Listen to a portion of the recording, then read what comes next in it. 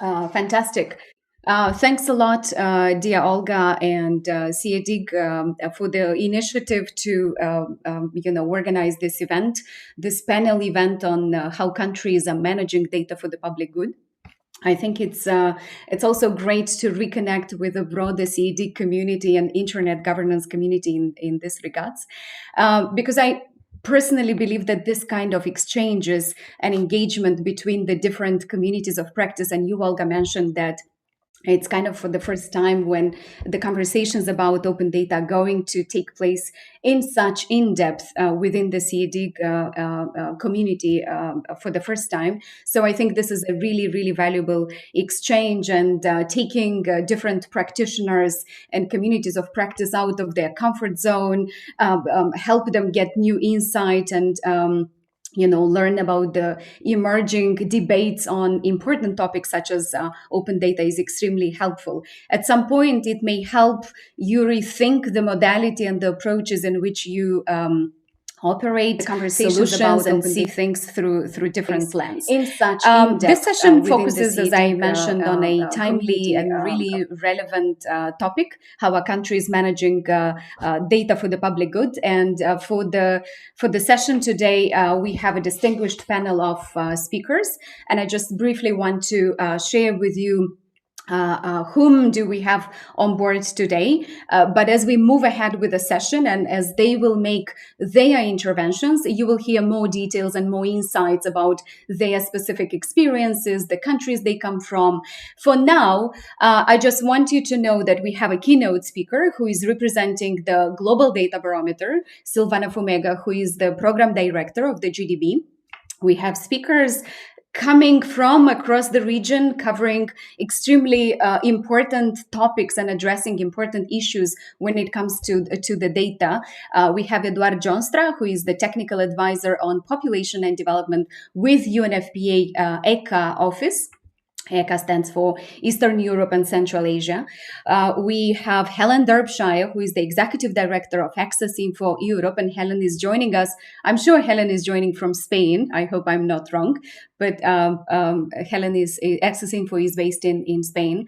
Teona Turashvili, who is connecting from Georgia, is representing IDFI Georgia, and she is the head of local government, internet and innovations direction or department with IDFI. We also have Dafina Oluri, who is Deputy Director of the Open Data Kosovo. Joining us, we have two national researchers who have been involved in the GDB, and we are happy to have them on board today. Livia Țurcanu from Moldova. She's a social innovator, and she also happens to be the former open data coordinator with the e-governance agency of Moldova. And last but not least, Nadia Babinska, who is an open data, long-time renowned open data expert from Ukraine. So she's connecting with us from Ukraine. So these are the people who will share with us today about their specific experiences and expertise related to the topic. The working modality and how we are going to organize this session: we will have 2 rounds of interventions by the speakers. Every speaker is going to address a specific set of questions. In round 3, we really hope to hear from you. And I have here questions.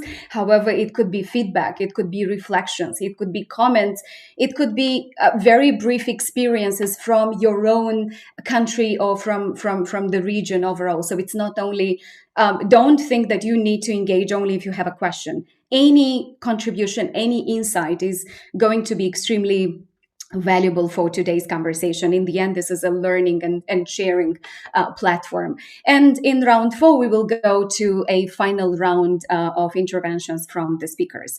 In parallel with the speakers talking and sharing their insights, my kind advice is for you, those following us remotely, and of course everyone is connected remotely, is to leave your questions or comments in the chat. Don't wait only specifically for the 3rd round. Make sure to use the chat option and to share as we go in parallel. Don't lose your thoughts and reflections. Share with us. And for the beginning, one of the first things you can you can write in the chat is what are your expectations from the session today? Any questions, any reflections, any specific expectation? We would love to hear. And I know I have a right hand helping me moderate this remote contribution. So we will get back to your expectations at some point during the session. Before I kick off and I give the floor to Silvana, who is our keynote speaker, I thought that as a moderator, I would take the advantage to set up a bit the tone for the conversation today.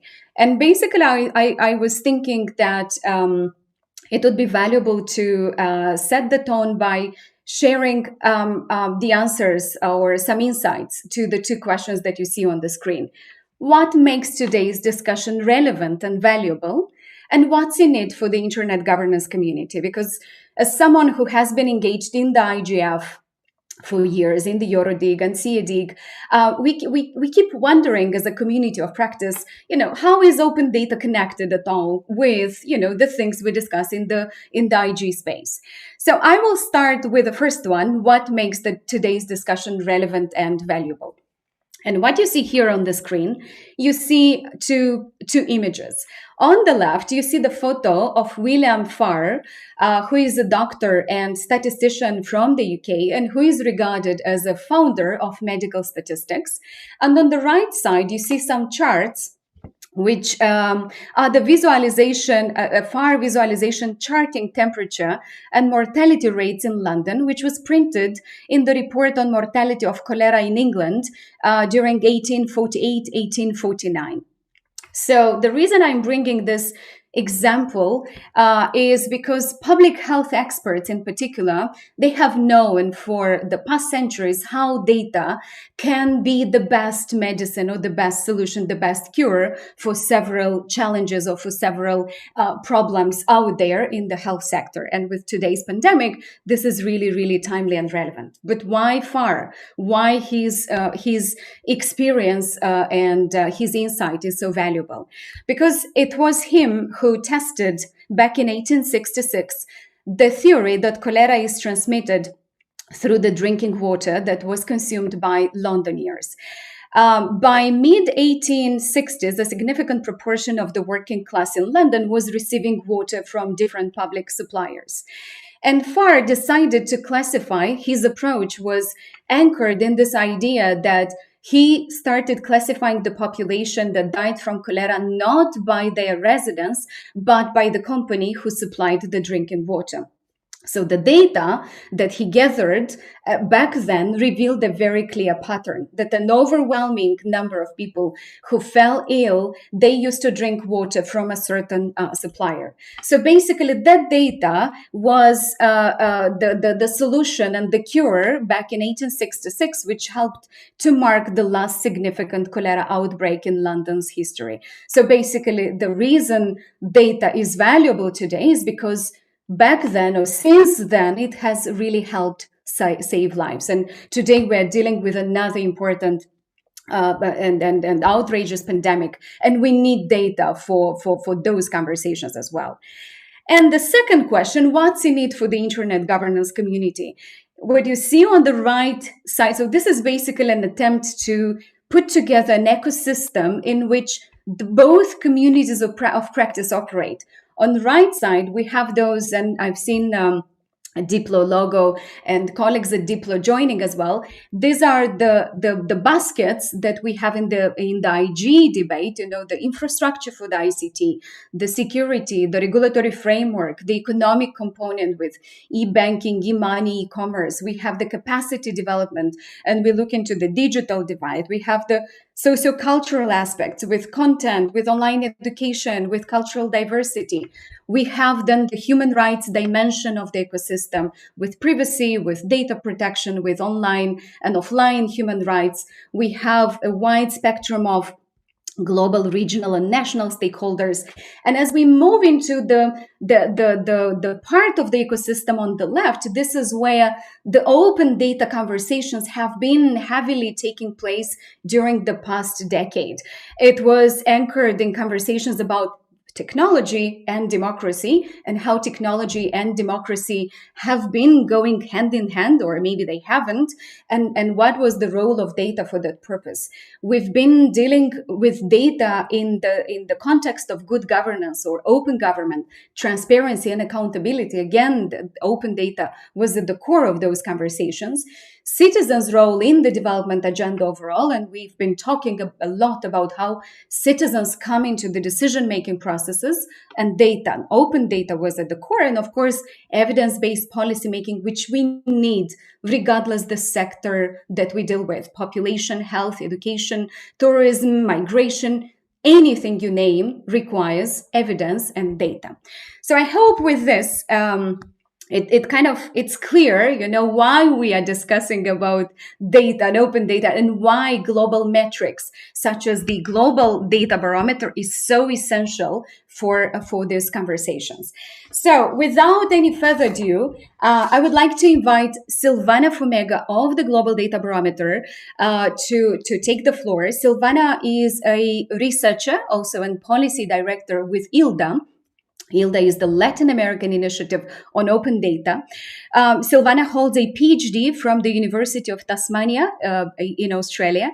She has served as a consultant for several international organizations, governments, and civil society groups. And in the past years, her work focused on the intersection of data and inclusion. And in this first round, Silvana will share with us a brief overview. She will introduce us to the GDB initiative, the motives or the reasons behind this initiative, this project, the structure, and where it stands as of today. So Silvana, over to you.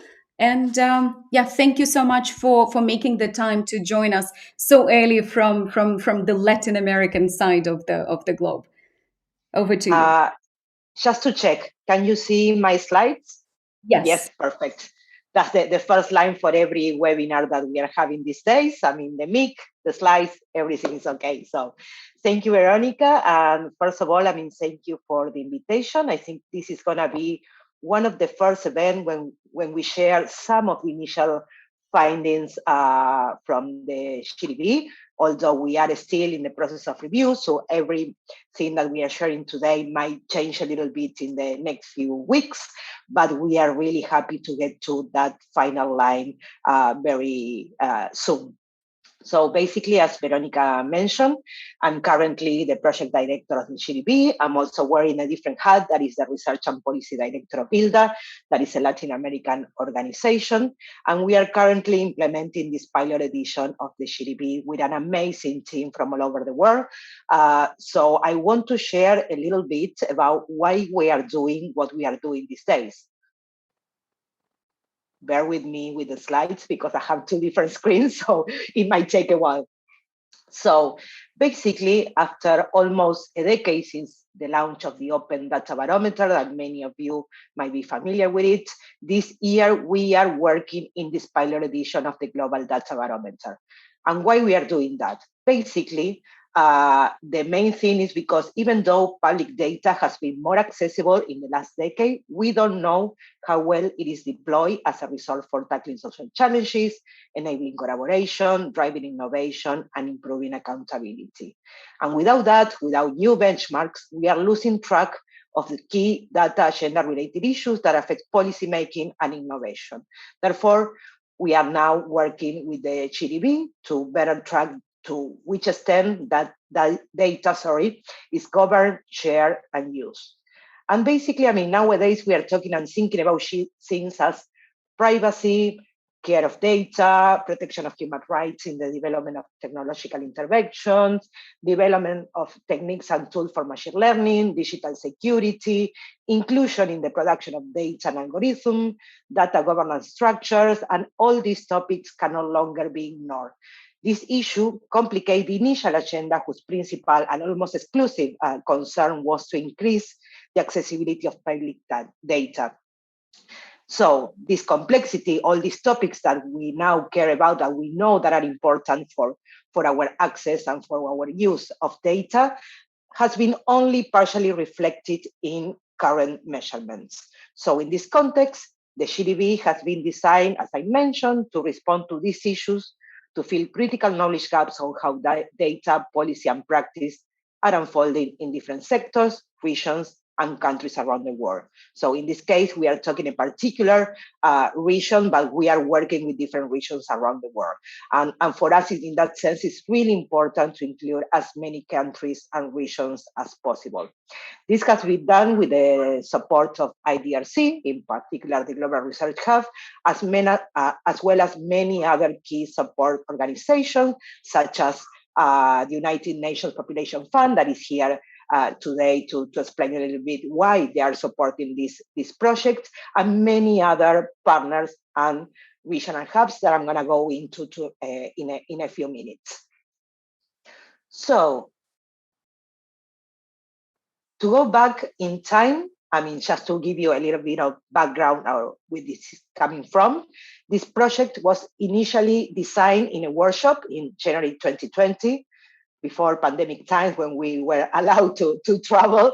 I mean, we were part of a workshop with many experts from around the world that started to think about how to measure these new issues and topics that we were discussing nowadays. So this process, I mean, this initial process was followed by the work of a great team during all 2020. Veronica here was part of this initial team. And all this work, I mean, is now getting to an end with the process of gathering and analyzing data from over 100 countries, even though we have many obstacles posed by the pandemic, as I'm sure many of you already have with your projects and your works. As mentioned, this GDB is based on the work done by many years of the Open Data Barometer. However, all these changes in the landscape ask for new ways of assessing data ecosystems. So this new benchmark is taking into account not just open data. I mean, it's an important part, but it's trying to go beyond open data, and it's looking at data through thematic lenses. So I'm going to go back to the structure to see if we can explain a little bit what this means, because I know it's pretty complex, but I'm going to try to make the best possible to show you what we are doing these days. So basically, the GDP is structured in 4 pillars. We are talking about governance, capability, availability, and use and impact of data for public good. When we are talking about the governance pillars, these indicators will explore the extent to which the collection, sharing, and management of the specific data sets are safeguarded and optimized with laws, regulations, policy, infrastructure, and guidance. When we are talking about capabilities, this relates to issues such as access, skill, infrastructure, institutions, and intermediaries. When we are talking about availability, and this is the one that relates the most with the Open Data Barometer, and is the largest section of our primary survey, it explores whether certain categories of data are available, shared, and they have the quality to allow reuse for public good. And the last one, use and impact, is concerned with finding evidence of particular uses of data and their impact in the country, and it's where we are exploring some options. I mean, because we know it's pretty difficult to measure use and impact, so we want to capture examples that we can highlight and we can replicate in different contexts. All those pillars are fed by indicators. In that sense, these indicators are coming from 2 core modules that are assessing data governance and capabilities through a whole country, and thematic modules. In that sense, the key focus of the pilot edition of the GDP is to examine money, property, and power through 5 different thematic modules that are political integrity, public procurement, company information, public finance, and land, as well as 2 other pressing issues that are very important these days for all of us, that are climate action and health and COVID. So here, I'm gonna see if you can see the structure. I know it doesn't look that simple. It's not that simple, but basically what we want to do with this whole structure is to capture the state of data for public good in different topics through different thematic lenses in over 100 countries around the world. So just to give you a little bit of extra information, what we are doing these days is, as I mentioned, the 4 pillars: governance, capability, availability, and use and impacts. And each indicator divided in thematic modules are fitting those pillars. And these are the numbers that you can see of indicators grouped by pillars. And these are the ones that are included in our primary survey. If we are also using secondary information, because we think there are many other measurements that can complement the primary survey that we are developing and gathering data with these days. So those are the numbers that ends up in terms of each pillar with the number of indicators. There, I'm going to share some links where you can go and see the whole structure and understand a little bit more, if you want to, about what it means, each of them. So again, another way of looking at it is looking at all the numbers of indicators. There you have the black is the ones that are collected through the primary survey. The ones in green are the ones that are complemented by secondary sources. So you can find all of these in our website or in the handbook, or we can share a little bit more during the questions. So basically, this is something that I think is really important and is adding to the whole structure and the methodological approach, is that we are not only trying to implement innovations in the methodological structure, but also thinking about ways to innovate in terms of how we are collecting this data and how we can share later the findings and the products that are coming from it. So there you have some of the regional partners. I'm really grateful that here in our conversation, we have 3 of them: Access Info, IDFI, and Open Data Kosovo. They are a key part of this process. And basically what we think is they will contribute not only with knowledge, but this particular network of regional partners are going to be contributing to the ownership of the product. Apart from these regional partners, we also have, as I mentioned before, 5 thematic modules that were developed with thematic experts. And there you can have some some of the partners. For example, the political integrity module was developed in partnership with Open Government Partnership and Transparency International. That's the largest module of the survey that we have these days. Public procurement module was designed in partnership with Open Contracting. Company information module in partnership with Open Ownership. Public finance module in partnership with Global Initiative for Fiscal Transparency, GIFT, and the land module in partnership with Land Portal. In this sense, I want to highlight that we are working to have a more inclusive measurement exercise, not only in terms of the topic, because we are thinking about, for example, marginalized populations. We are thinking about some indicators that allow us to think about how we are using data to include different populations in the world, depending on the context. But we are also working towards the translation of the report in at least 3 languages: English, French, and Spanish. So for us, that's really important as well. Also, another thing that I want to highlight about the structure of the team is that we are coming mostly from the Global South, and we are really proud of the balance and the mix that we are creating with that, together with the regional partners and also with the members of the core team.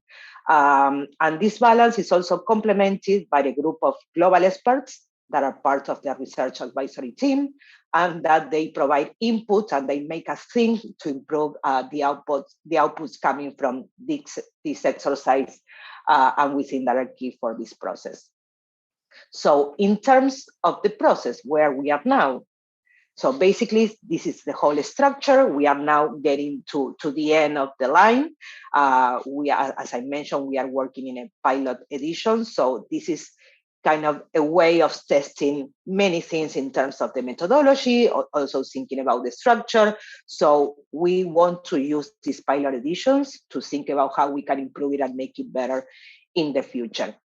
Nowadays, we are working with the regional partners in the review of the data that was collected through the past few weeks and months. So we are in the final stage. We are reviewing countries, also with the input from the thematic partners I already mentioned, that they provided very detailed information about what they saw in the data that was collected before. And once we complete this stage, we are going to be working in the dissemination, in the analysis of the data that was collected.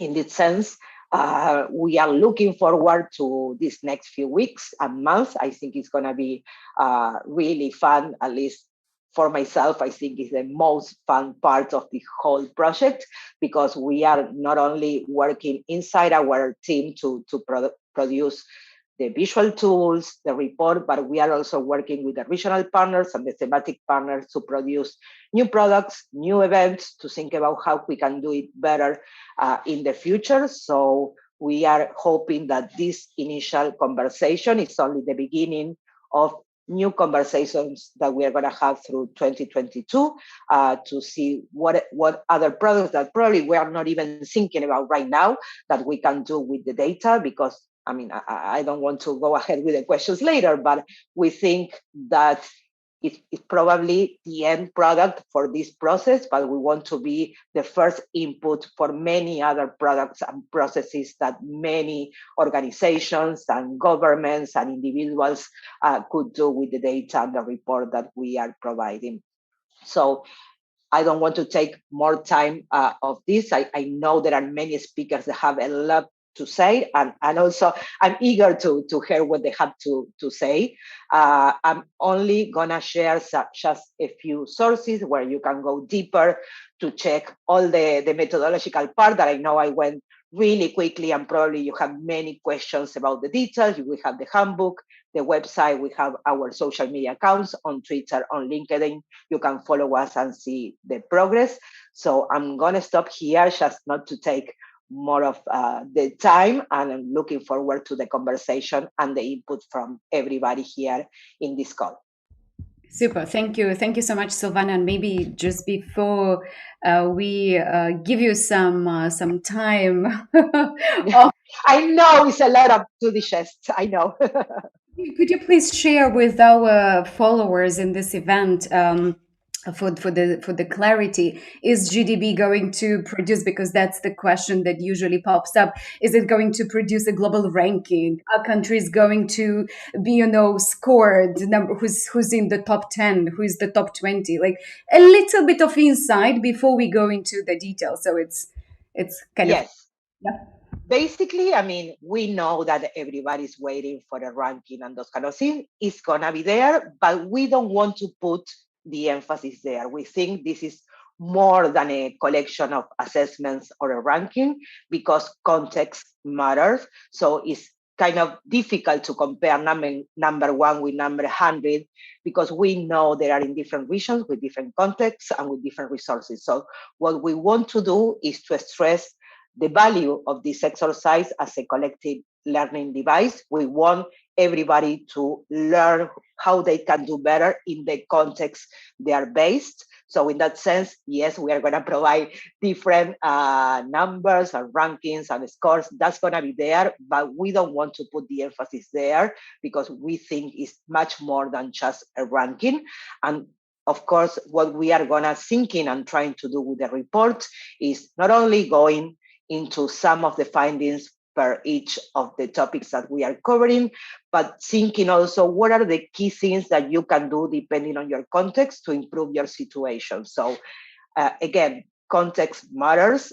So we are trying to think about how we can provide some key, probably initial measures or tasks or insights for every country to think about their situation, to think about their context and how they can do better in that particular setting. So, and also, I mean, I think one of the main things that we are trying to achieve is thinking about how can we encourage and support other organizations, academics, journalists, whoever is out there, and can use this data to produce new things, because I think this is just the beginning. I mean, having a ranking, having a score in different topics is fine. They can provide like a setting or a particular knowledge about each of the countries. Of course, it's going to be a country page for everybody included, but we want to go further than that. We want this data to be used in different ways and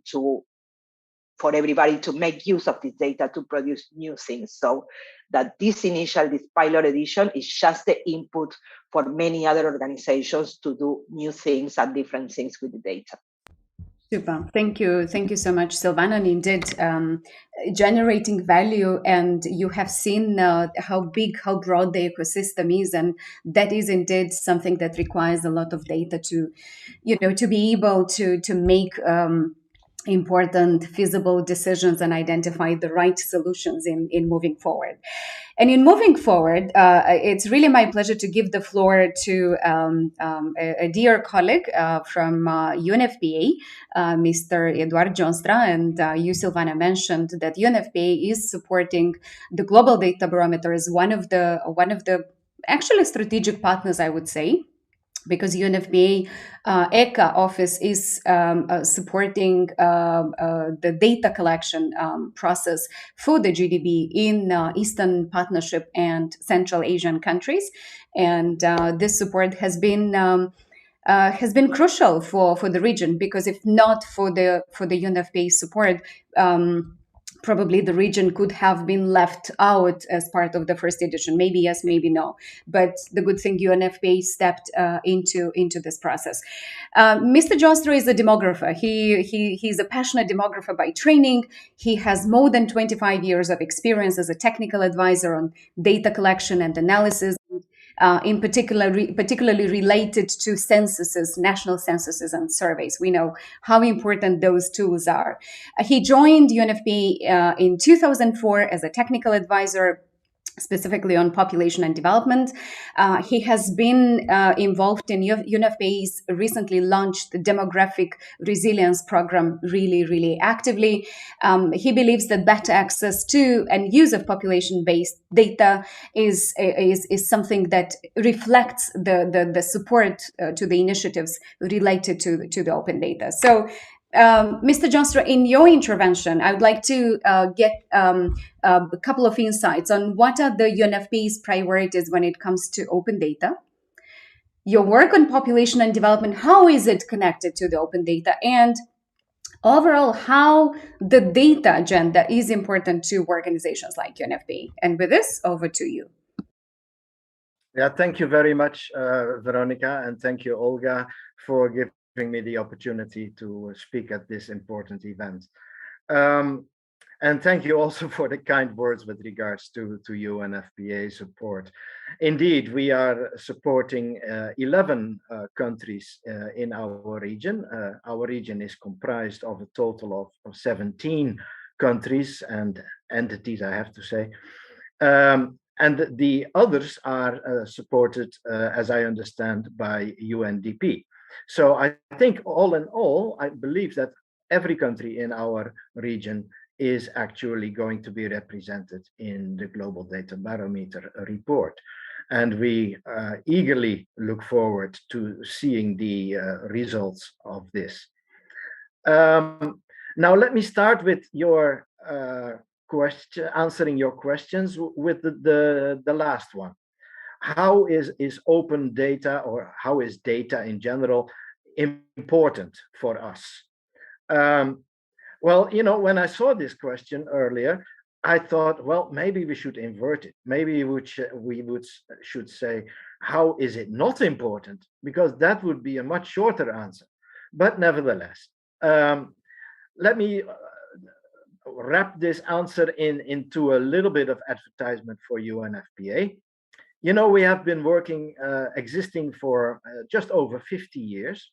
And over that time, UNFPA has been supporting many types of data collection operations, censuses being the most important and the most expensive and the most extensive. But okay, I have worked with UNFPA for quite a long time, and I will speak primarily from my own perspective. I must add that as well. I feel that the most rewarding aspect of such data collection support is when the stakeholders mostly statistical offices in our case, make such data widely available to data users in a way that allow them to use the data. And at the end of the day, when you collect a lot of data and only a fraction of it is going to be used for analysis, for academic studies, or policy formulation, I feel we are really throwing away our money and our efforts. So, um, census really is a strong example in this regard. It is the most expensive and extensive statistical data collection operation that a country undertakes. Point. That is a statement that I think stands firm. And it's not going to change, even as countries are gradually moving towards register-based data, which is a whole discussion apart from this. And if I start there, I will be talking here for hours. Um, Even if countries shift to a register-based data collection system, it still remains a major operation, even though the costs might reduce a little bit in the longer run. So from that perspective, data is really the heart of, well, at least my area of work within UNFPA. But I think it is fair to say that even throughout UNFPA and even throughout the UN systems, data is an absolute crucial element. I would like to mention in this regard the issue of planning, monitoring, and evaluation. Millions and millions of dollars are going through our hands, and they are aimed at mostly development related projects. But we can only get those approved on the basis of a whole complicated set of documents that goes through an approval process. Um, Let me just move on a little bit. We have UN system development cooperation frameworks. We have common country assessments. Then we have all these international cooperation frameworks. All of these documents, they require monitoring and they require data in order to be monitored. Now, I take one step back in this talk. When we talk about data, I usually talk about population-based data because that's the nature of my work. Also, data is a lot of things, and in our use, we often look at statistics and even more specifically at statistical indicators. And again, these tend to serve the critical function of planning and monitoring and evaluation. On the planning part, we use it to prioritize interventions, how to design the programs, identify target groups for certain interventions. And here I would like to focus especially on the principle of leaving no one behind, which guides all of our work. Um, I would like to mention here what we have observed is that those people who are typically the most in need of development assistance are the least reflected in statistical data. And that's where this principle of openness of data comes in. And for me, in my interpretation, in my daily work, open data, and I know it's not correct, I know it's a simplification, but open data really translates to disaggregation of data. Perhaps a little bit more, I should mention. It also means disclosing the metadata, the way that the data has been collected, the definitions that were used, and more of these aspects that describe the nature of the data. But really, disaggregation is for me the main point because, yeah, statistics is by nature an exercise of aggregation. And so, in a way, we are turning this whole thing upside down by demanding more and more disaggregation. But it is all with the objective of getting deeper insight into inequalities and those groups that are being left behind. Veronica, if I talk too long, please give me a warning, because I tend to digress and I tend to overextend my time. It's a built-in characteristic of me. The other aspect, monitoring, is to ensure that interventions are on track, that they have the expected results, that they reach the intended beneficiaries, and last but not least, is to account to our donors, because we don't have the money just by ourselves. We get money from donors who need to be convinced that our work is worth investing in.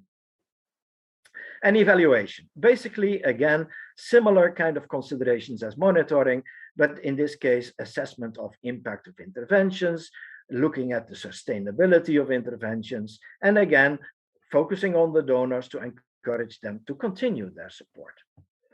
Okay, let me move on to the next part of your question. What are the priorities in our use of data, and how do we use the data?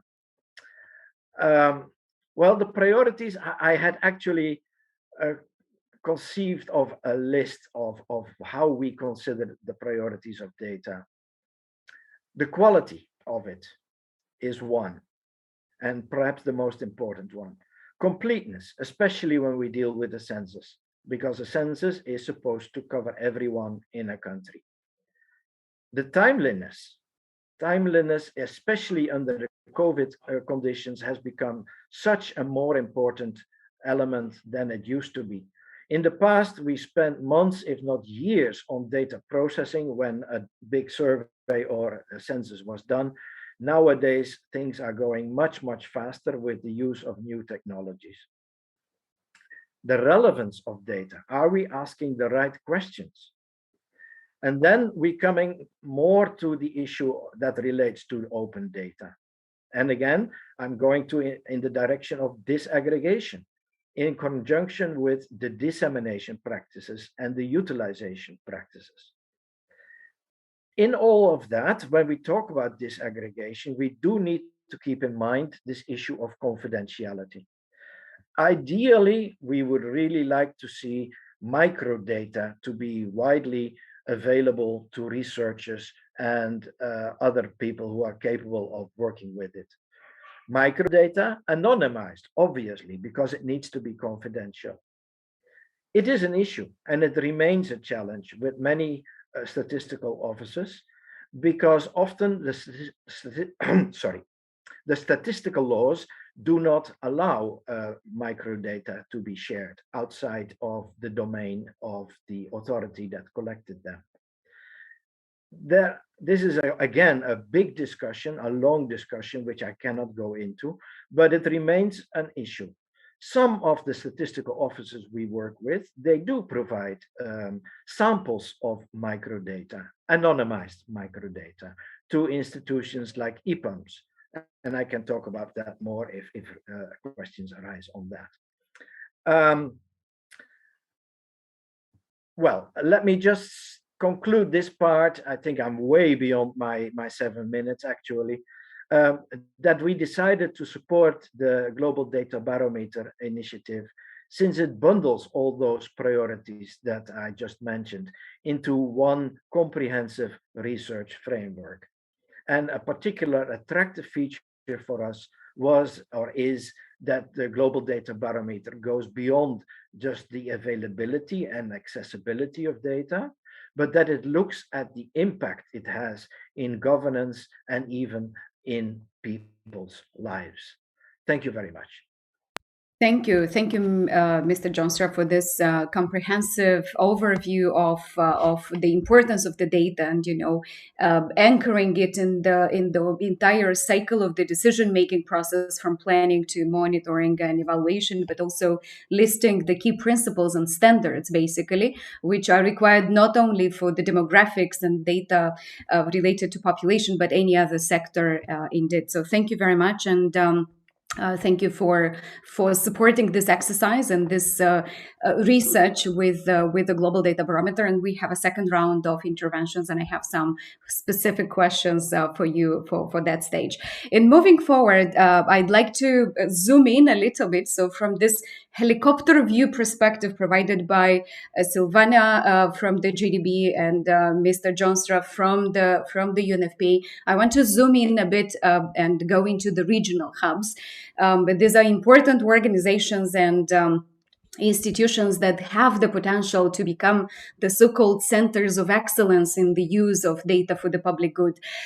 In line with this, I'd like to give the floor, and it's my great pleasure to give the floor to Helen Derbyshire, who is an executive director of Access Info Europe. She is also currently an OGP steering committee member. For those of you who don't know what OGP stands for, this is the Open Government Partnership.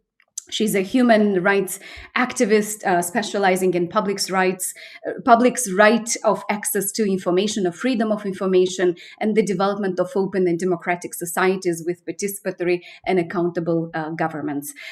Dear Helen, in your short intervention, in addition to learning about Access Info and its role in the GDB, what are, from your perspective, some early learnings or emerging findings from across the region that Access Info covers? And in brief, what's your, let's say, subjective perception of the main changes in the data agenda that have occurred in the past decade throughout the region that Access Info covers? We are still waiting for the report, but at this level, at this stage, some of the perceptions that you share within Access Info. Over to you, dear Helen. Thank you very much, Veronica. How much are we going to do? 2 rounds of interventions? Yes, and if so, 2 rounds. How much time shall I speak for in my first round? Please keep it for 5 minutes maximum, so we get a chance to go to the second round and get some questions from the audience as well. Thank you. Super. And can you hear me okay? Yes, we can hear you well. Yes. Okay, super. Great. Well, hello, everybody. It's great to be joining you, as Veronica said, joining you from Madrid this afternoon. It's very sunny outside. I'd rather be outside, but no, it's great to be with you here. There's a lot of questions in what you just asked, Veronica, and I'm not going to be able to address them all. So I'm going to make 2 or 3 initial points, and maybe I can come back to some of them on the second round, depending on the questions we get, because I really want, there's a lot of us, and I really want to make sure that those listening can ask their questions as well. Access Info, you can see our website, see what we do. But one really important point that's relevant to today's discussion: the right of access to information, this fundamental human right, as recognized by the International Human Rights Tribunals, includes an obligation on governments to make information available. Okay? Now, it's true that the international standards we've got don't say specifically which information. The UN Human Rights Committee, almost exactly 10 years ago, this is all very new as well, when it recognized the right as a fundamental right linked to freedom of expression, the UN Human Rights Committee said that governments must publish information that's relevant to the public, of value to the public, if you like, interpreting it. We don't know yet what that is. The open data movement is relatively young. I've been involved in it since 2008, maybe, when we were really starting to see this major shift to large-scale publication of data using government websites. We started having discussions around what is the most important information that should be made public. So I think one of the really exciting things that we're doing with the Global Data Barometer is we are actually looking at how, by evaluating how information is used and what kind of impact the data has, we're actually beginning to answer that question: which is the information that's most relevant? Which is the information that, under the obligations that flow from a fundamental human right, governments should be publishing? And I think that's terribly important because it hasn't really been done thus far. This is all super new. We're talking 10, 12 years of the sort of open data movement. It's a young movement in that sense. So I think that's the first really important thing, is that we're going to contribute to the standard setting by understanding what's really valuable. I think we've learned a lot about that during the last 18 months of the pandemic, when we've really seen the value of data. I heard an epidemiologist, a Spanish epidemiologist, say the other day, open data saves lives. He was someone who 2 years ago wasn't really thinking so much about data and the importance of opening it to the public. He wanted his data for him, for his work, but he hadn't really thought about the value of sharing that data with the wider public, to get the public to understand why decisions are being taken, to comply with the rules, to participate, to contribute in the decision making. I think a lot of people have had their eyes opened during the pandemic to the value of this.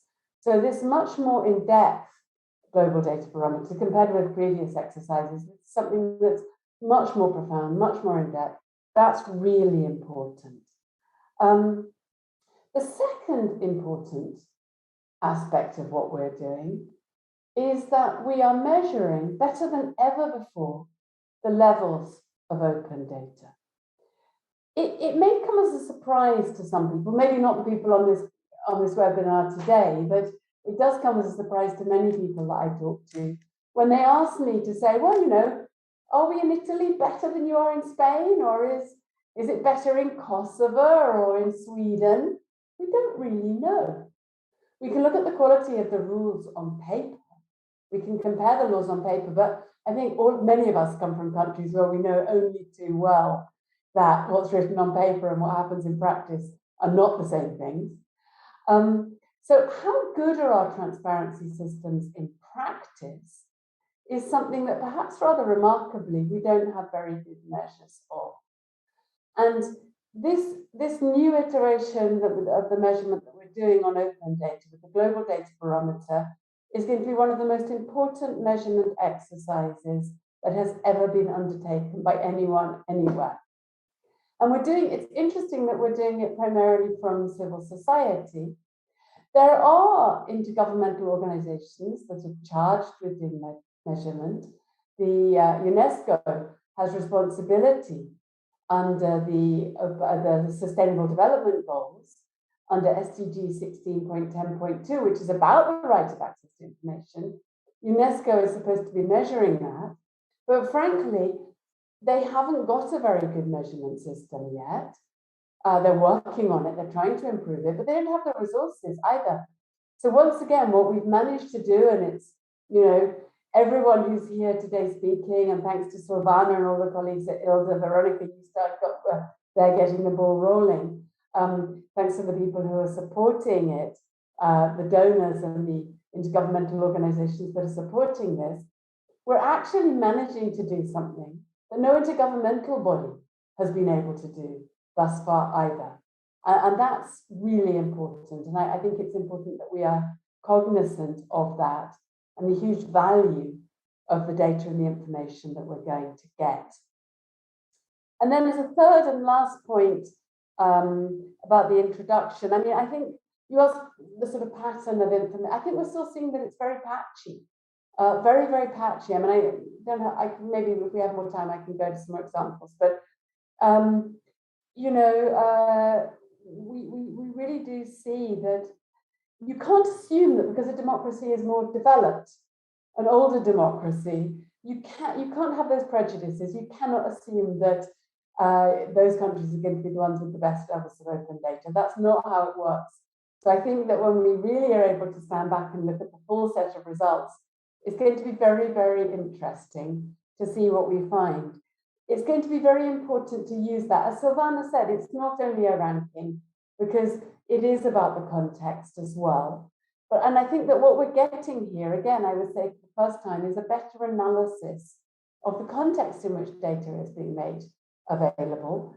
The context in terms of the governments and their resources and capacities, but also the context in terms of the society, the levels of the civic space, the number and capacity of the NGOs, of the journalists, and others, academics, businesses who try to use this data for their needs.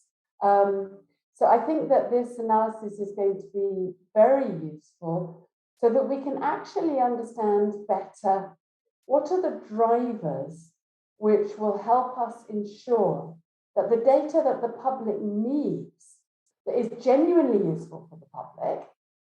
And there was a lot of criticism in the early days of open data. Well, it's all abstract statistics and bus timetables and that kind of thing. And in Access Info, for example, we've been looking at data under the SDGs on gender violence and finding that even across Europe, we don't have that published in every single country. Something that's really basic, and that you'd expect every country to be collecting and publishing.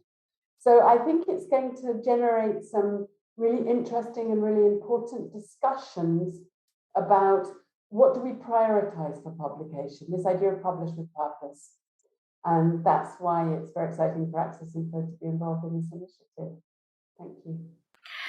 Fantastic. Thank you so much, Helen, and specifically, thanks for the comment related to, the importance of moving from the paper and those regulations that we have, the fantastic laws on access to information and freedom of speech and similar, to practical implementation, and whether or not do we have the right accountability mechanisms at the national level, EU level for those regulations to really be complied by public administration authorities.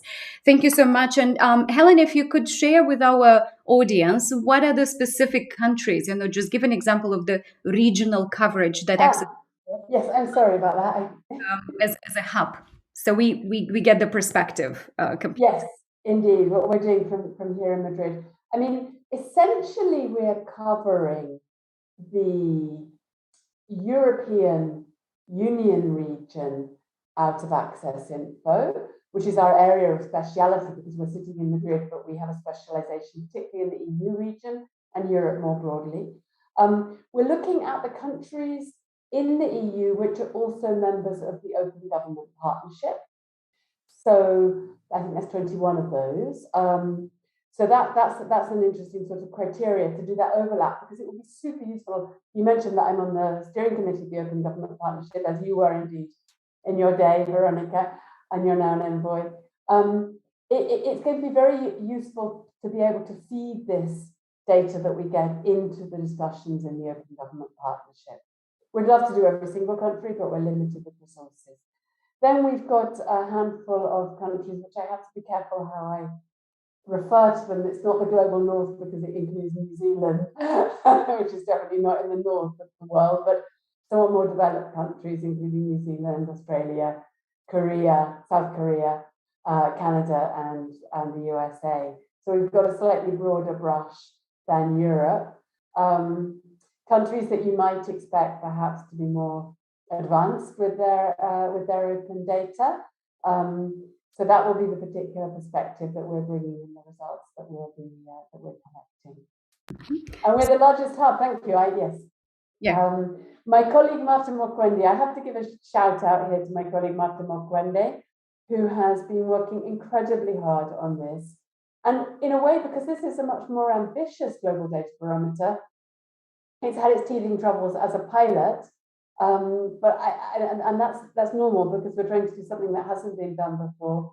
But Marta has been working phenomenally hard, as have all the researchers. And we've had some very patient and dedicated researchers as well. So it's a super team effort. And Marta's just posting you can see all the photos of the researchers on our website. We like to give them credit as well, because it's not just us doing the work. Thanks. Thank you so much, and Marta, I'm really happy you are also joining the session today. And on my behalf, thanks a lot for all the efforts that you have put in place to create this foundation, the platform at Access Info, and engaging with researchers from across so many countries. Now we zoom even more into the region, so we go to the Eastern Partnership based regional hub, IDFI Georgia, who has been instrumental in dealing with this exercise at the different region level. Teona Torashvili, who is representing IDFI, she has been instrumental in this exercise for us in that part of the world. And brief about Teona, she joined IDFI back in 2012 as an analyst, and over the past years, her work focused on a wide range of topics such as open data, open government, e-government reforms, digital literacy and innovations. And she actually coordinated the establishment of IDFI's Open Data Lab, which is an interactive open data civic platform. So this is in brief. And Teona, same question to you. What are the early learnings and emerging findings from across the Eastern Partnership region, and what's your main perception vis-a-vis any changes that might have occurred in the data agenda during the past years across our region? Over to you, Teona, and thank you very much for being with us today. The time, thank you. Maximum 5 minutes. Sorry. Thank you very much. First of all, it's a great pleasure to participate in this event, and thank you for this invitation. First of all, I will start with the very brief introduction about IDFI, and I will tell you very briefly about our vision regarding public information. The name of our organization is Institute for Development of Freedom of Information, which means that we are very much focused on access to public data in our everyday work.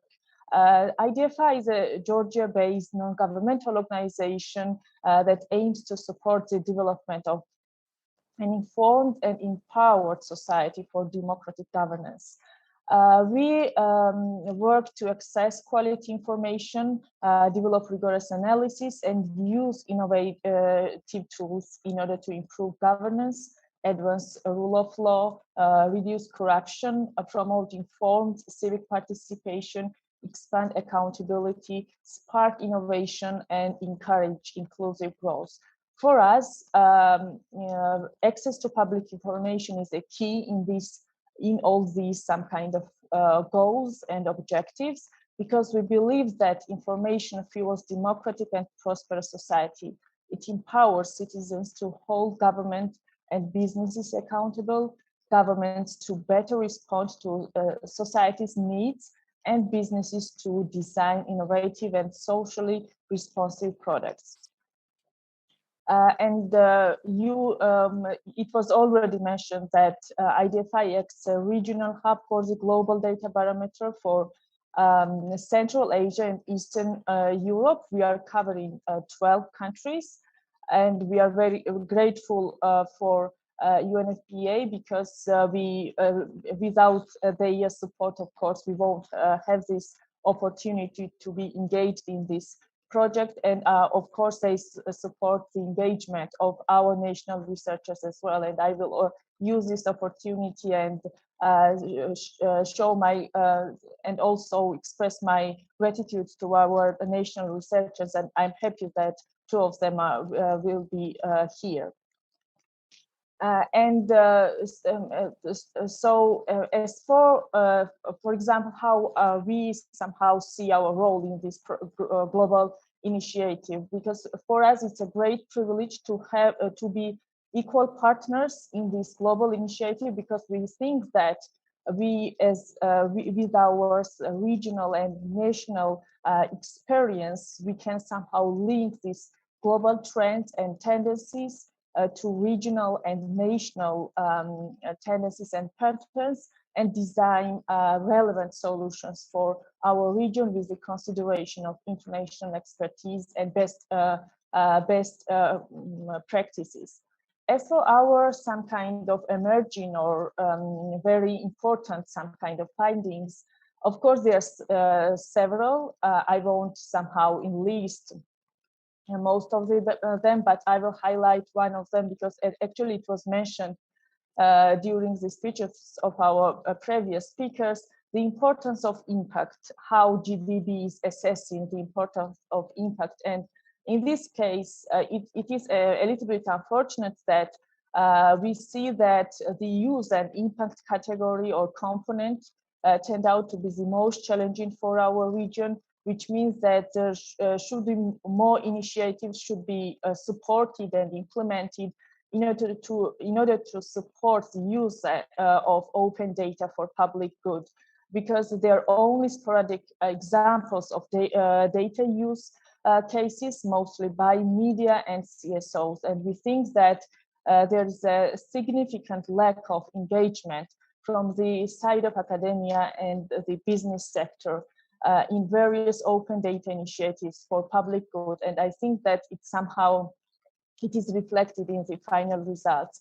And it's a very good exercise for us as well, because since we and our national researchers as well, because they are prominent experts locally, maybe we could think about new initiatives and some kind of regional or common projects or initiatives in the future, how to deal with this challenge, because it's obvious that even though maybe countries are performing good in case of availability of data, but how these data is used, this is a problem, because we need to create some benefits from data.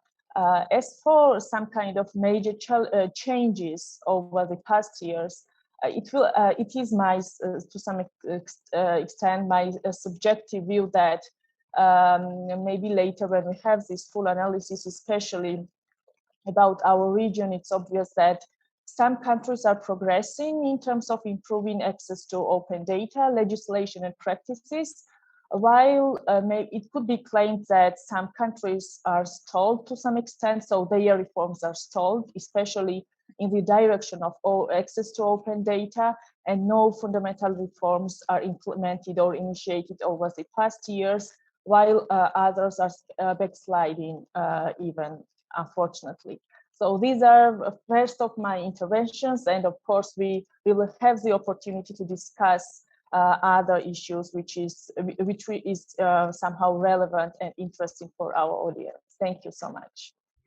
Thank you, Joanna, very much. And I think our audience becomes more and more aware about the diversity of the regional hubs in terms of the areas of expertise and specific experiences that you as organizations bring on board as part of this exercise.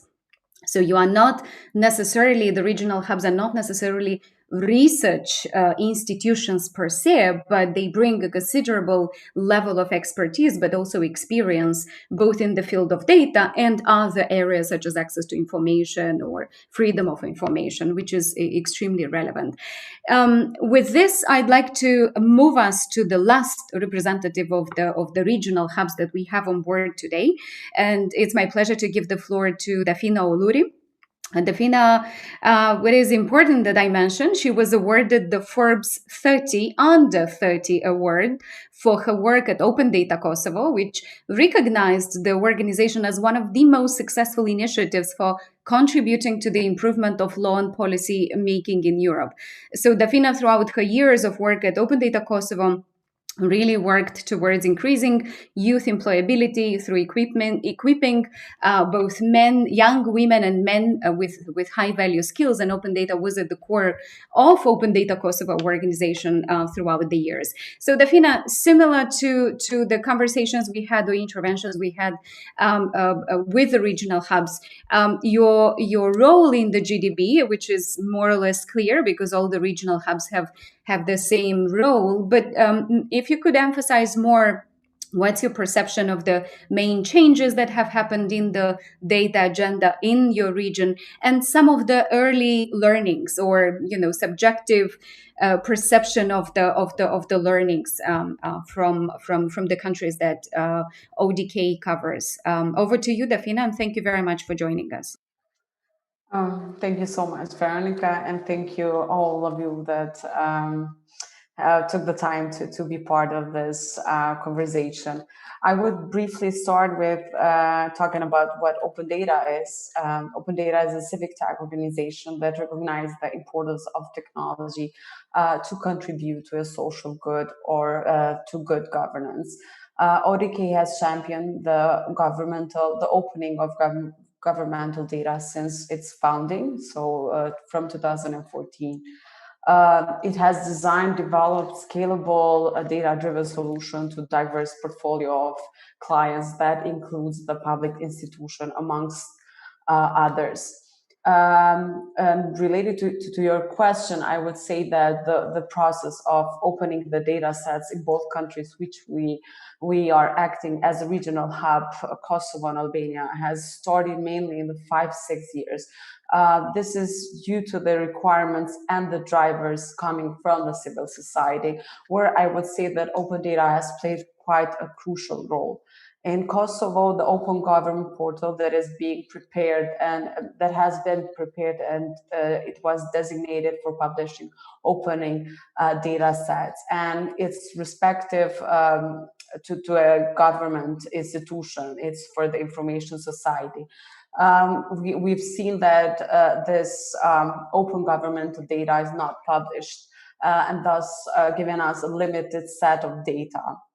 While there is more to be done, I think, in the private sectors, because there are only few rare examples of the open data. I would also move to the other part that Kosovo is one of the brave countries to fully publish the properties, assets, incomes, and debts of around 5,000 officials of the country that declare property.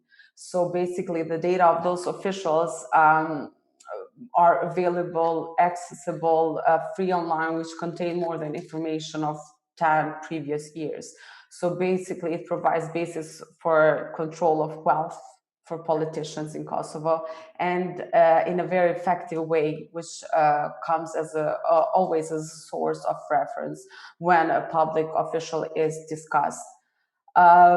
While what I've seen actually in Albania, that we've seen that also the country has digitized most of the services for the needs of citizens, but in respect to the political integrity for the public officials in Albania, they do declare the properties, but the data is not available. And you can sort of have this correlation between these two countries, because then we have in the both countries have geoportal databases online, but one can get information online for the owners and one not.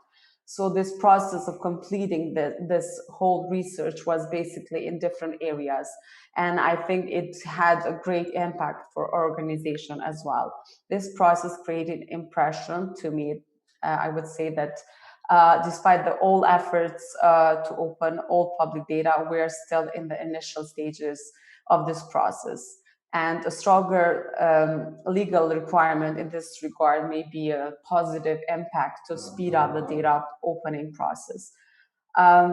Last decade, I would say that we can see that this new trend of opening data, or government started implementing open data initiative, like through endorsing the Open Data Charter back in 2016, where organization was on board with providing the needs and all the decisions to advocate and to lobby, train governmental officials. But I would say that these 5-6 years was difficult back then to find a public contract online. Nowadays, we see that due to the opening data, there is so much information available to the public, and opening public contracts are ruled, are sort of perceived as a rule rather than exception. So while in the beginning we struggled to explain the concept of open data to individuals, now we are dealing with something else. We are dealing about the quality of the data sets, the format that should be used.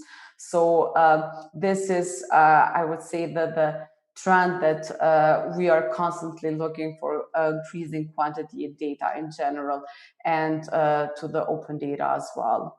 I went a bit of too narrow answering your question and in regards to the whole, but we will see how the report will turn. Thank you. Yes, and I look forward to the other question as well. Yes, absolutely. Thank you, Defina. Thank you very much. And indeed, this shift from access to data to the quality of data is incremental in moving forward for the broader development agenda. So thank you very much for highlighting this. And now, as you know, we have two national researchers. So from the regional hubs, we zoom even deeper into the national level. So it's my pleasure to have today two. National researchers on board with us, Livia Turkanu from Moldova and Nadia Virna from Ukraine. And what is important is that both of them have been long-term advocate and passionate promoters of open data. I'll go to Livia first, and Livia, you have, like Nadia, maximum 3 minutes for your first round of interventions.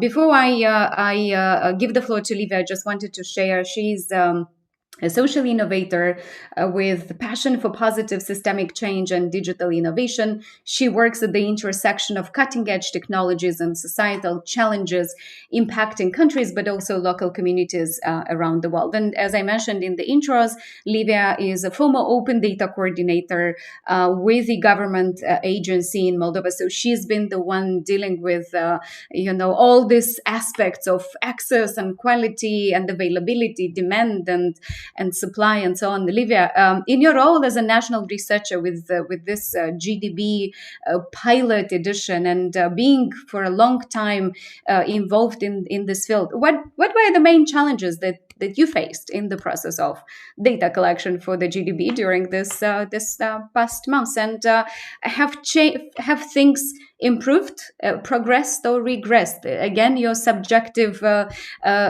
perception at this point. Thank you very much.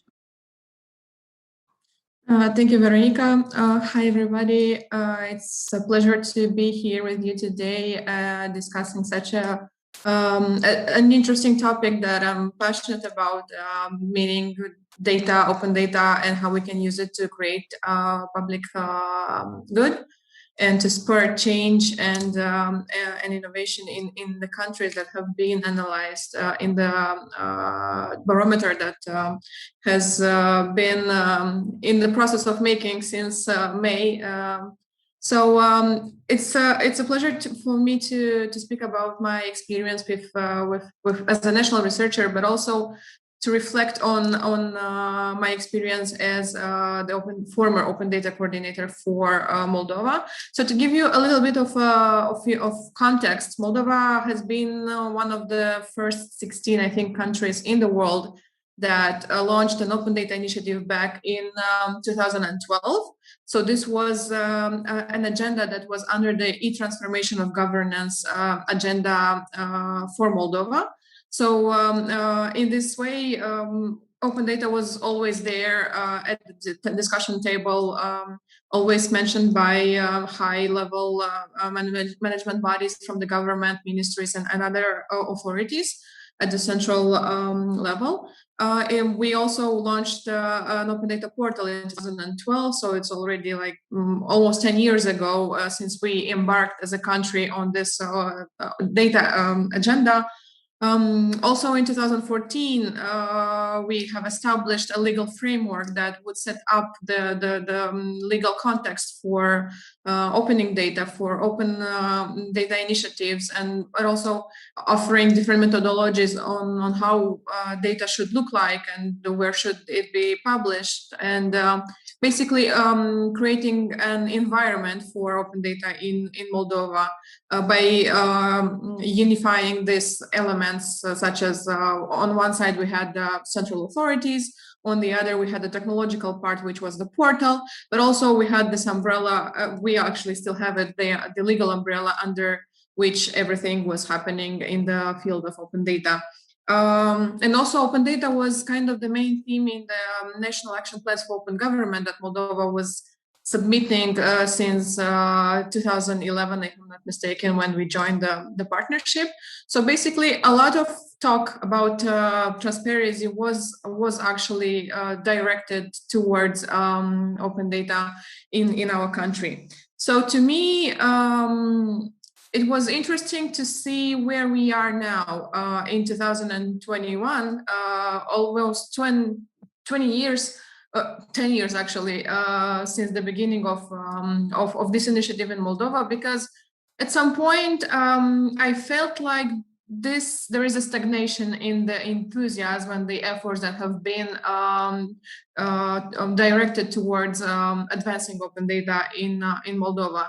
It is really encouraging to see government speaking about decision based on data, policy making based on data. We also see a lot of fields where data is being implemented, such as public procurement, education, governance, and others. But at the same time, my first conclusion as a national researcher from Moldova was that we lack this umbrella under which everything is happening. Everybody is kind of doing something on their own, being led by their own goals. And when you try to put this all together, it's quite difficult to understand what is actually happening in the country, in the field of open data, and who is actually responsible for this coordination. So in my, as a national researcher, I had a few challenges in actually analyzing and trying to understand where is Moldova at this stage. Because, well, the challenges kind of remain the same as the ones that I've been facing a few years ago as a national coordinator for open data. The first one was inconsistency. So data is still published everywhere in all the forms that you can imagine. Although we have the open data portal, which was actually supposed to be the one-stop shop for access to information that is being published by the government, this role has been a little bit diminished in the past years, although the e-governance agency has been putting their efforts in renewing the portal, adding modules and adding new features. Still at the level of governance, the portal is not being, there's no perception of this portal as a one-stop shop for data. And usually institutions are publishing data everywhere. So as a researcher, to me, it was difficult to assess the availability of data. Is there data set, the data set is complete, where it is located, and who can have access to it? The second problem that I have, or challenge that I have been facing, is the standardization. As Dafina mentioned, now the question is not anymore about the availability of data, it's actually about the quality of data and how it is presented, and is it machine readable or not? Can it be reused by developers, for example, to build apps or something else? For example, myself and my team at MediaPoint, we are building society-oriented tech solutions. And open data is kind of an ingredient that we always need to have in order to build these platforms. So we personally face this challenge with standardization and how data is being presented, updated, timely, and stuff like that. So still, we had these issues in 2012 when we started, and 10 years after that, this challenge is still there. And also, well, now as a personal observation, being here in Moldova, is that well, open data is not already that much on the government agenda as it was before. Although we all speak about making decisions based on data, now in the COVID time, when we have to make decisions fast and the government had to adapt to the new situation where everything was new, the data was actually an ingredient that was necessary for this decision making. And we've witnessed that actually access to information was the first thing that suffered because of the pandemics and because of the limitations that were brought by the situation and how the government actually reacted to this. So to sum up, I'm not sure if the country regressed. It definitely didn't really progress. I think it's still somewhere at the level where it was a few years ago. And in order to improve the situation, we definitely need leadership that would bring open data back to where it to the place that it deserves, and also to to come back to those challenges that we still face, such as inconsistency, standardization, training of public servants, and other challenges that were actual 10 years ago, and they're still there. And actually, they are obstructing the process of making the Moldova government more transparent and publishing more data for the data users in the country. I hope I didn't really get over the time too much. A little bit, but thank you very much for the valuable insights, Livia. It's really useful to have the first-hand, experience and reflections from this process. And I really want to move quickly to Nadia Virna. Nadia is based in Ukraine. She is a founder and coordinator of one of the biggest in Ukraine open data communities, which is called Open Up. She was named as one of the 9 women who changed civic tech and IT in Ukraine, according to the Incubator 1991, which I had a chance to know myself a few years back in Ukraine. And she was a finalist of Open Data Leaders Award in Ukraine in 2018. Nadia, over to you. The same question. The challenges that you have faced in the process of data collection. Very, very brief. Top 1 or 2 main challenges, and whether or not there has been progression or regression when it comes to this agenda in Ukraine. What's your take on this? Your immediate perception on the situation. Over to you, Nadia, and thank you very much for joining. Thank you. Thank you very much for inviting me and having me here. I'm very glad to see here my colleagues from IDFI and from Moldova as well. And I support all statements Livia just told us, because it's really relevant, something we have here in Ukraine. And I think it's something we have similar in all countries. It's about standardization, consistency, quality of data, and usage of this data. Because who needs open data if it's not used? Yes, it should be used by government, by business, by civil society, by journalists. And if you're talking about searching data for Global Data Barometer survey, I could say that it was such a challenging thing, because new methodology of the Global Data Barometer provides new framework of what kind of data are the priority, should be priority for the country. Yes, health, climate change, political integrity, and others. And these not only about the data itself, it's about the legislative basis for this data, openness in human readable and machine readable formats. And you have to spend much more time to search for this data in human readable and machine readable. I almost know a lot about machine readable, but you have also to find something in human readable format.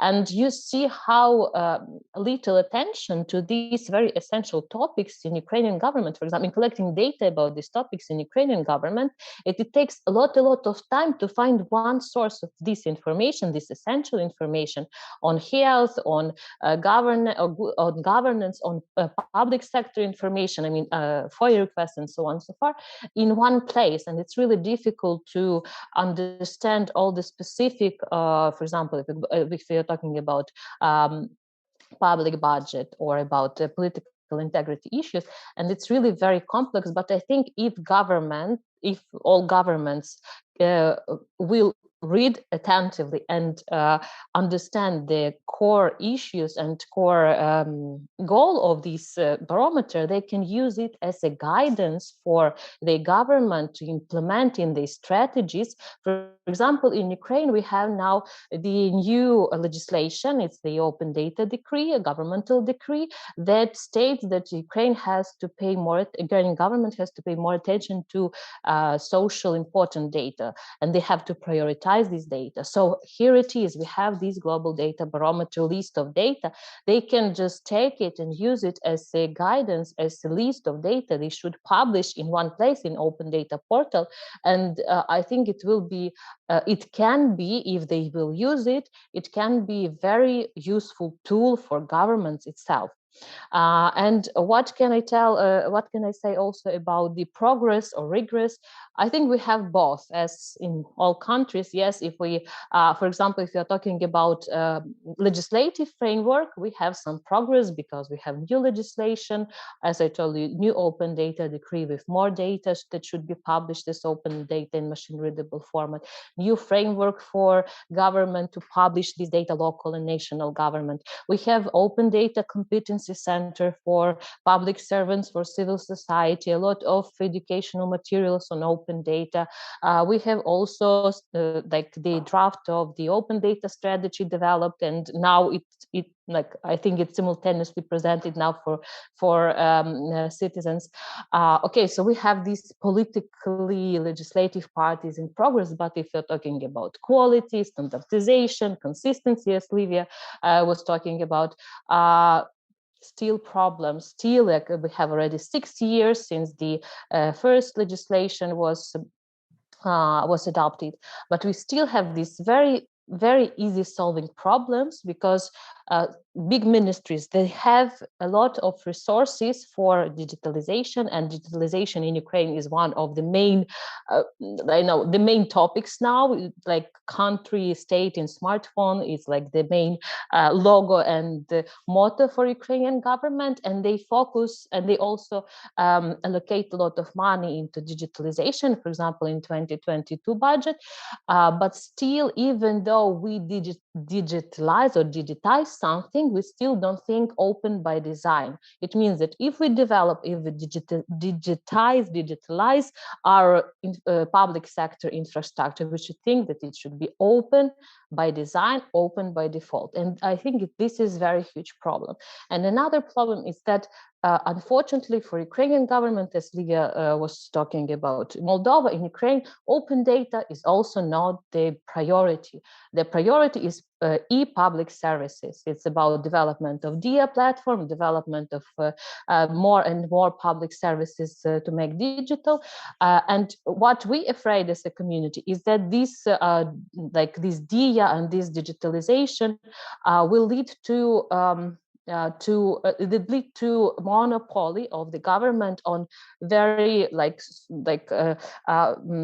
demanding yes, we high demand data, because government will want to create their services itself under DIA brand, and it will lead to restrictions for users, I mean for services, for products, for business to use this data for their own purposes, for commercial purposes. So there are a lot of things we can talk about. I think that after GDB will be published, we can speak more about that.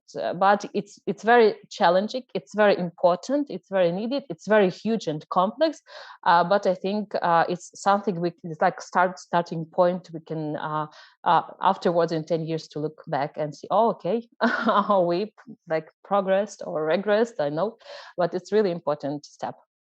Thank you, Nadia, so much for additional valuable insights. And yeah, this idea of having basically the GDB handbook used by the governments and public administration authorities as a guide in setting up their practical, going to the point Helen was making earlier, from what's on the paper to the practicalities, and basically transform into a modus operandi when it comes to data may be a good idea. And moving forward, we will adjust slightly the originally proposed time and the rounds of interventions. And apologies if any inconveniences are being generated. So at this point, I would like to open up the floor for any comments or questions from the audience. And when you introduce yourselves, please share what is your affiliation and whom is exactly the question addressed to. It can be a general question for all the speakers, or in case you have a specific question to a specific speaker, please name that. So in case our audience, our participants have questions at this point, we are opening up the floor for those. I don't know, Olga or other colleagues who are helping with the logistical part, if you see any questions or comments, please encourage people to take the mic. Let's see, anyone? Okay. Here we have, sorry, I'm second. Here we have a question from Dr. Mohammad Nasser that till to any degree the open data is meaningful and satisfy different requirements of stakeholders. I guess this I will type again. This is a more general. Yeah. So it's a question that anyone on the panel could pick up. So, to what degree the open data is meaningful and probably is able to satisfy the different requirements of the stakeholders?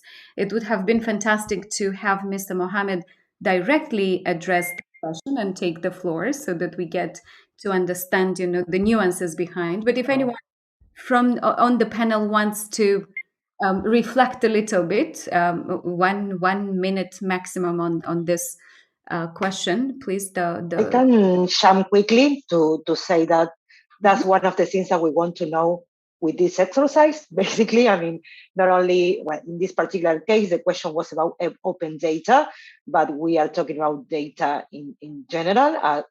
One of the most difficult things is to see how we measure and capture use and impact. We are still working on that. We are sure we are going to have to do many other tests in the future. Well, not only us, but all the organizations that are working in terms of measuring use and impact. We know that is pretty difficult to do in a global scale.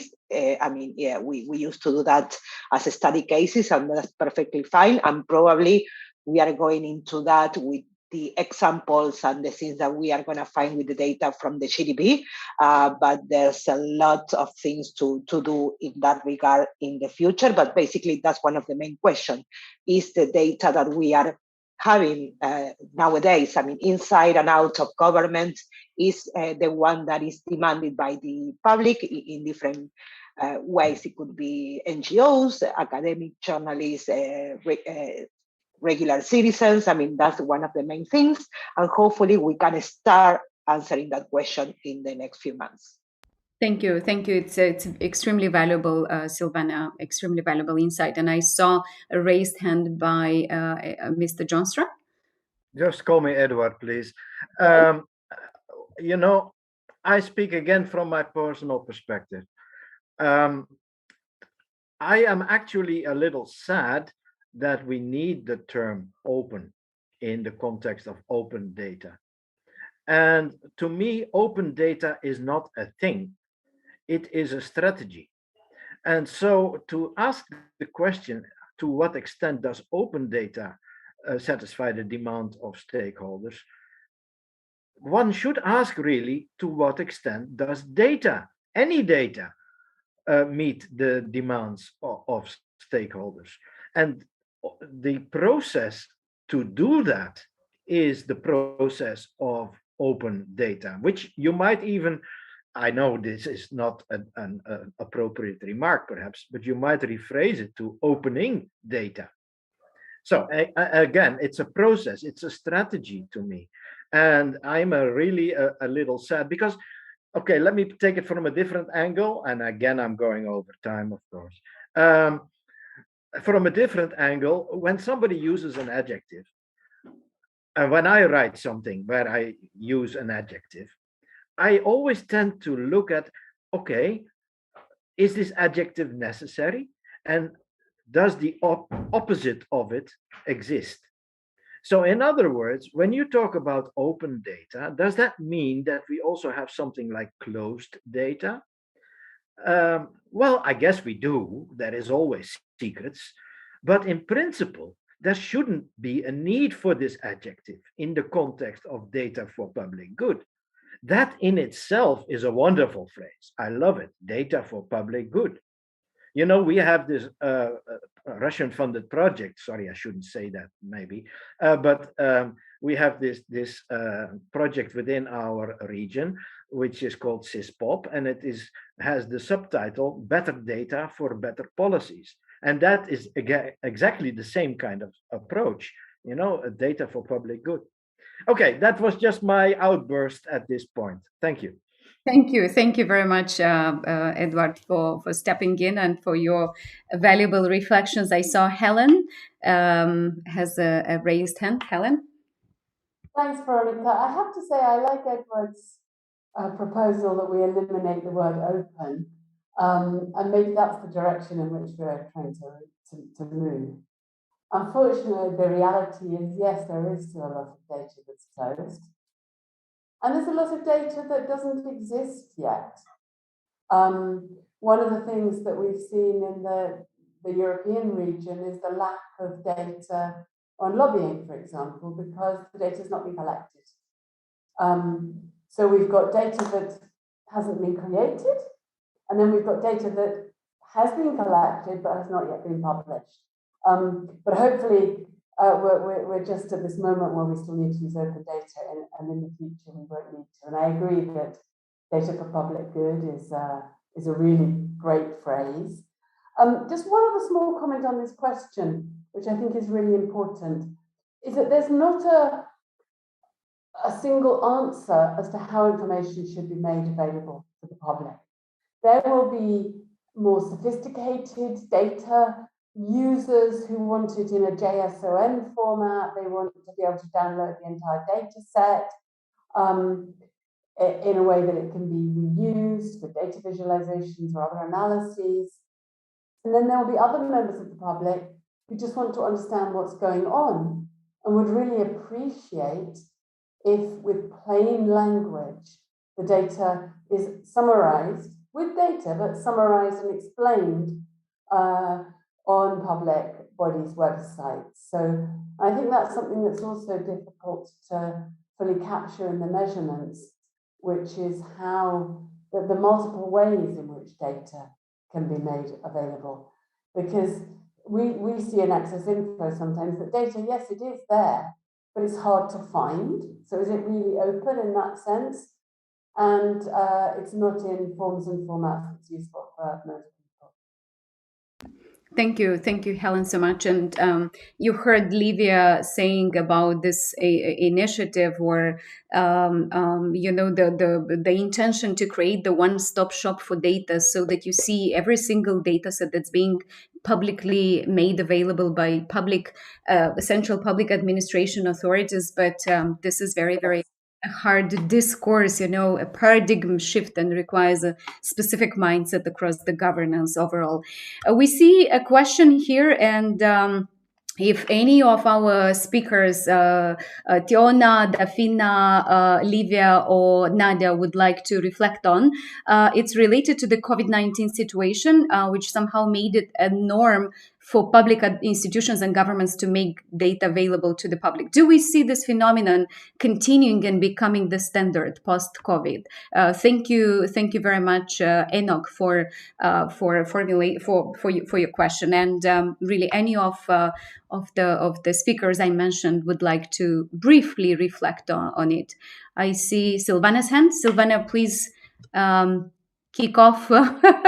Yes. Yeah. My hand was related to the previous theme, but I can briefly go into both topics, because we are talking about data for public good, and that is something that we are not really defining. What do we mean by public good, and why not thinking about that public good is not fixed, that is not something that is universal, that shifting from the public good to publics, and try to understand through the barometer, for example, to understand good for whom, why, when, how, in relation to what kind of data, what kind of topics, what kind of communities. So in that sense, I wanted to put that on the table, and to think about, again, as I mentioned before, the GDB as a collective learning device that help us define what public good is in a particular context and for a particular community and for particular issues.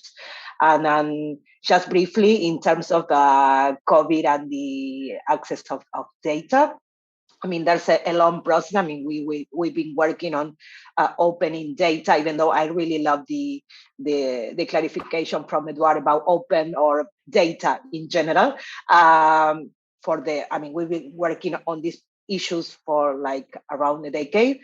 And we see that COVID was kind of a moment to see or to put on the table not only more data, but also to see the gaps and the problems and the risks that some kind of data, closed or open, depending on the case, might bring to different audiences and for different people. Hopefully, we are getting more data, but more data is not enough. We need to get better data for different people, from different groups, from different populations, and for different issues. So that's really important, not only the quantity, but also the quality. Thank you, Silvana, for this. And Tiana, I see your hands up. So on this phenomenon of becoming the standard post-COVID, the accessibility of the data, you want to comment on this? Yes, thank you so much. Actually, this is a very interesting question because, for example, what we see not only in Georgia, but in general in our region is that COVID revealed all the challenges these countries had in managing a data ecosystem, because it was obvious that the importance of data was demonstrated, how this evidence-based approach of dealing with the pandemic was successful in other countries. But in case of the countries which had challenges in managing data, processing data, and especially collecting data, and had some kind of systematic approach, it was obvious that for them it was even more challenging to somehow have proper data in this very a normal situation to some extent. As for post-COVID recovery, and even it's interesting that one of the some kind of low scores these countries could have in disclosing data regarding COVID-19. I mean, for example, about vaccination numbers, and these countries lack, or at least they don't publish disaggregated information on vaccination process. So it's obvious that the priority is not on somehow challenging or addressing the existing challenges through opening and more data. For example, if they open a particular type of data, maybe business sector or civil sector will get engaged in and designing some kind of common efforts to deal with these challenges. So in this case, I see that since these countries had problematic and fundamental problems in data ecosystem and managing data, they were not successful in using the benefits of open data to overcome the existing challenges coming from the COVID. Thank you so much. Thank you, Donna. Nadia, do you have any reflections on the same post-COVID related access to information when it comes to Ukraine? What are your brief observations? Half a minute. It depends on the government and it depends on the civil society, because let's remember how these data were made open. It's because of huge public demand, huge public need to get this data. And if we will show that, oh, okay, we don't need it, it will disappear. This norm will be just like good memory, and that's it. So I think it's really important to keep this track, to monitor it, and to push government be open forward. Because now it's like the more COVID situation develops, more data is needed and more demand on quality data we have. But Nadia, you are raising a really, really important issue, which is the demand. And there has been always this conversation about how do we build the demand and how do we ensure a qualitative demand, because it requires a certain degree of literacy among the citizens, among different stakeholder groups. Any immediate reflections, because this is basically we're kind of wrapping up and looking into the future, and demand and building the demand for high quality data is one of the ways forward. And in line with this and looking into the future, what do you think are the top, I don't know, 2-3 priorities that stakeholders could consider in endorsing and adopting when it comes to the open data and maybe data for the public good overall? So what is that something that needs to be done in addition to building the demand? What else? What else may be generating a more meaningful, I don't know, an impactful open data agenda in long run? Do you mean, Veronica, in terms of which data or other kind of policy measures? Anything. I'm not. I really don't want to restrict your interventions. It's looking into the future. So we heard, the quality of the data, importance of the demand, pressure from the society for more data to be released. What else? If you think about the future, it could be GDP related, and Yeah, well, any- I'll throw in one thing since I've got the mic open. I think that we need to continue to have a really serious conversation about what is privacy and what is data protection, in order that we can resolve some of the problems we've got right now. Like there's a huge pushback in Europe at the moment on company registers and beneficial ownership data that we know that we absolutely need to check against fraud and tax evasion and corruption and organized crime. And yet there's an obstacle of data protection there. So we really need to have a much more profound and nuanced conversation about data protection, I would say. Okay, profound conversations about privacy and data protection. Okay, anything else, Silvana, from the perspective of the GDB and looking into the report being released early next year? How do we ensure that the findings and the report is being considered, is being taken as a foundation, as a cornerstone for the emerging policies and priorities globally, regionally, nationally? Before that, I think Edward has raised his hand, so I don't want to take his opportunity to say something, and then I can go into that question. Well, I lowered my hand because I essentially agreed with what Helen said. I would add one more thing, but I can park that as well. So please go ahead. Okay, no. So going back to the GDP, again, I mean, we are looking into the report in early 2022 together with making some noise, to say in a way, with the visualizations, with the report, with the different events.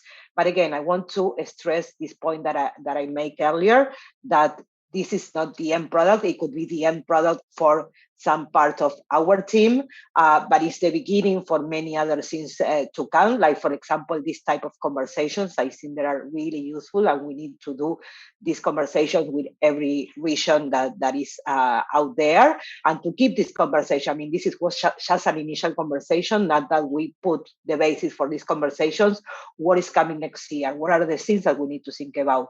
We have one pilot edition. What are the things that we need to include? Like, for example, going deeper into data protection, as Helen and Edward was mentioning, or any other type of indicators that probably we are not taking into account today, but we need to go deeper in the future. If we need to, I don't know, for example, like there was mentioned, like beneficial ownership, should we ask any other thing to the already included countries and surveys? So all those kind of things probably is the future for us in terms of what is coming next. I mean, this is the survey, the tool, the views, the report, and so on. It's just the beginning for many other things to think, to discuss. And again, I mean, I want to say before leaving that I'm really grateful for this conversation, and hopefully this is just the beginning of other conversations to come in the next year. Thank you, Silvana. And I see a comment from Vlad Ivanets in the chat, whether the government's regulation becomes more or less friendly in terms of an openness of the data. And I think this you covered it, Silvana. We are going to have the report early 22. We will see what regions are more restrictive in that direction, what regions are more opened, and how this broad concept of openness is being embedded and endorsed by governments at different levels across regions, across thematic areas, because you mentioned, Silvana, the thematic modules that the GDB has. We have literally 4 minutes left, and on this note, I would like to, I don't know if Dafina, Teona, Nadia, or Livia want to have a final remark they are one key takeaway from this conversation, from this discussion today, and it's literally a few seconds, a keyword or a sentence before I wrap up. Oh, okay. Yes, Dafina, please. Okay. I would just say one thing that I didn't hear any of the speaker talking about, which from my perception in the Western Balkans is that the region should invest more in the digital capacity building for the public sector officials, especially now that we are talking about managing data for the public good. This is important because I've seen that there are examples of missing information like blank tenor, open data in the political party finance, and so on. So if we have seen also the regulatory framework is not always consistent, that there is a need, like they are not strictly binding with the laws for opening and managing data. So I think that comes to when it comes to the access to the public documents, I think that this might be a very valuable and impactful manner, which I think, from my perspective, should be something to take into consideration. Super fantastic, and thank you so much for mentioning it, because if the governments are not going to understand that the data they possess, collect, and store is not used internally by the governments in the first place for their internal decision-making processes, then why are we having a conversation about this topic in the first place? Nadia, Livia, Tiona, any final really key words, key message, key takeaway? Or Helen, Silvana, Eduard, please jump in. We have no. Okay, Silvana. May I say something like probably it's not related to the topic, but I'm really happy and really glad to see is so many women leading organizations and projects, and they are here in this panel. So probably the future is not a comment that is relevant, but right now I'm really happy to having this conversation with so many great women. Thank you so much, Silvana. It's a valid point. Edward, your hand is up. Yeah, okay, thank you. I really should bring up this issue about the role of the national statistical offices in this context. It requires a much longer and bigger discussion, but I can only say at this point in time that in order to entice more interest in data, it would really be helpful if the national statistical offices were to not focus only on data collection, but dedicate a whole section of their office to data analysis and, of course, dissemination. They already tend to have some people on dissemination, but especially the analysis part is really lacking. And that doesn't mean to say that I'm advocating for them taking over from academic partners. No, it is just provide a flavor of what the data can tell you. And I stop there. Thank you. Fantastic. Thank you so much for highlighting the important role that National Bureau of Statistics could indeed play and should play when it comes to this agenda overall. Livia, Teona, 30 seconds or less than 30 seconds, because we're running out of time. So I would just add that we need multi-sector and multi-stakeholder cooperation in order to have much more impact and benefits from open data. And at the same time, I'm talking mostly about our region, that previously when we have been discussing open data, the more focused on transparency and accountability issues. And we need more some kind of the focus on economic benefits and for public good, as this project is highlights, and that's why for us it's very important, because we need more focus on about general well-being of citizens, and this well-being generated from open data. Thank you so much. Okay, thank you. And Livia? Yeah, just one last short intervention from me. So to sum up the conclusions that we have been discussing here, I think that the Global Data Barometer is an important tool in actually finding out where everybody stands in terms of data, managing data for public good, but not less important would be to have reflection activities after the barometer, the report is being launched, because the knowledge that is being held in this report is very important and valuable for the next steps in open data, and it shouldn't be left as part of a report, but actually I think there is a need of facilitating this reflection activities and exercises in the countries that have been analyzed in order to see what can be done based on what we found out through this exercise. And I guess this is an interesting time, and in terms of COVID and pandemics and everything, when everything goes digital, this barometer is quite a necessity in this regard. Super, fantastic, Olivia, for mentioning it, and indeed this taking stock, the sharing and learning at the country level. This is where national researchers, this cohort of 21-22 edition of the GDB are going to play a significant role. They can indeed connect with internet governance communities of practice in their respective countries, with SEEDIG, with EuroDig, with IGF, with other communities of practice, and bring this wealth of information, knowledge, and reflection, and take stock on how data could be used to further shape and frame other emerging policies in the field. With this, thank you very much, the fantastic panelists, for your wonderful insights, for your reflections, and over to you, Olga. I apologize, we are -3 minutes, but I could not stop the session on time, and my apologies for that. Olga, over. No worries, Veronica, and thank you very much for the excellent moderation. And also, I align very much with what Silvana said, that we also hope that this event would be just the beginning of our future cooperation. And we, of course, at SEEDIG remain open for any further outreach events that you might be planning also for the Global Data Barometer.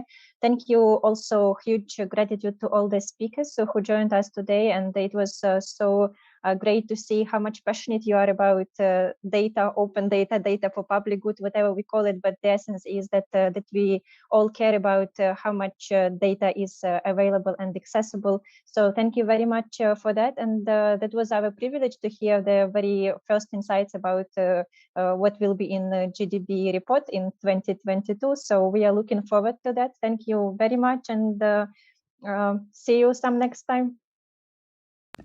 Thank you. Bye. Thank you. Thank you all. Bye. It was a pleasure. Thanks, everyone. Thank you very much. Bye-bye. Goodbye. Bye. Bye.